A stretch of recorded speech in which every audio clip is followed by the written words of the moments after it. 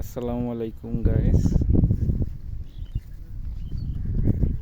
আজকে মাঠে কিছু কিছু এরিয়াতে মাজরা পোকা দেখা যাচ্ছে। মাজরা পোকার জন্য সাধারণত আমরা রেড কার্ড ব্যবহার করছিলাম এর আগে এমিনেন্স কোম্পানির। তো রেড কার্ডটা সেরকম একটা কাজ দেয় নাই। রেড কার্ড স্প্রে করা হয়েছিল 7 দিন আগে, কিন্তু আজকে 7 দিন পর নতুন করে অনেক এরিয়াতে মাজরা পোকার আক্রমণ দেখা যাচ্ছে।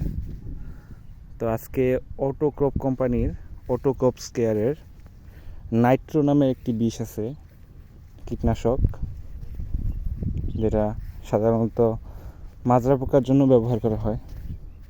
একরে 200 থেকে 250 গ্রাম, 50 মিলি লিকুইড বিষ। তো আজকে সেটি স্প্রে করা হচ্ছে, দেখা যাক কি হয়। এই যে দেখতেছেন মাঠের মধ্যে কিছু কিছু এরিয়াতে বাঁশ দিয়ে পার্চিং বানিয়ে দেওয়া হয়েছে। এই যে দেখতে পাচ্ছেন, আমি জুম করে দেখাচ্ছি, এই দেখেন।